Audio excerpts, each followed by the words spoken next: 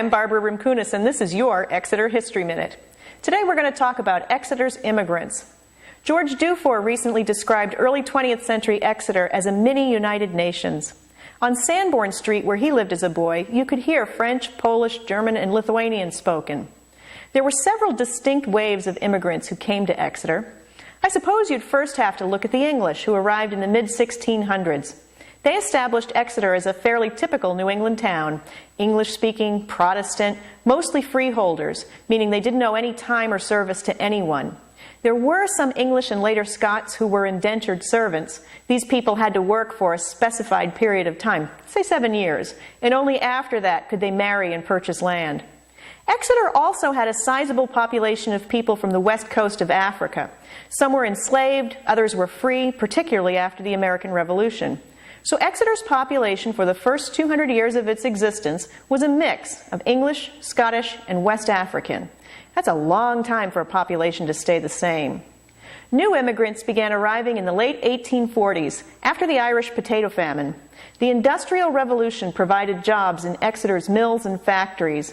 Canadians began arriving in the 1870s, both English speakers from the maritime provinces and French speakers from the province of Quebec. In the 1880s and 90s, Eastern Europeans began filtering into town.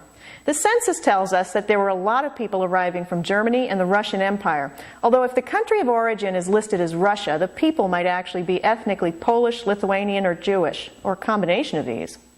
Italians were in town in the 1890s, mostly as work crews building roads or working in the brickyards. Italian families began to settle here in the early 1900s. There was also always a small Chinese presence in town.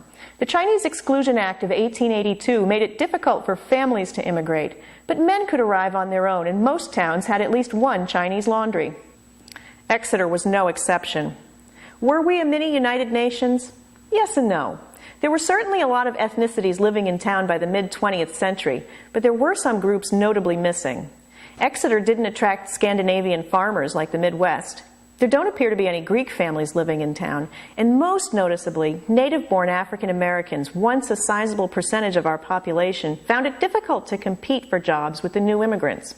Factory owners preferred to hire non-English speaking white people over literate African Americans who'd been here for generations. I've said before that people are complicated. In the 1950s, it was still possible to find ethnic neighborhoods in town. Most of the neighborhood grocery stores were owned by local families. This was before large supermarkets. Judy Dufour and Peter Barlow were visiting the Historical Society recently and were able to list off 7 of these small businesses in just a few minutes. Here's the map. We found 22 locally owned grocery and general merchandise stores sprinkled around town in 1952. Their names and owners give away the origins. Binet, Paquette, Duchesne, Haley, Kelleher, Flynn, Crespi, DeSico, Montegani, Poggio and Guerrero, Hyman Greenbaum, John Stikowski, and Victor Yaskelevich. Today our town has mingled all these families together. There's been some regrettable loss, and assimilation hasn't always been easy. But America has never been an easy free-for-all. We're a much more complex place than we like to admit. Check our website for articles about our immigrant past at www.exeterhistory.org.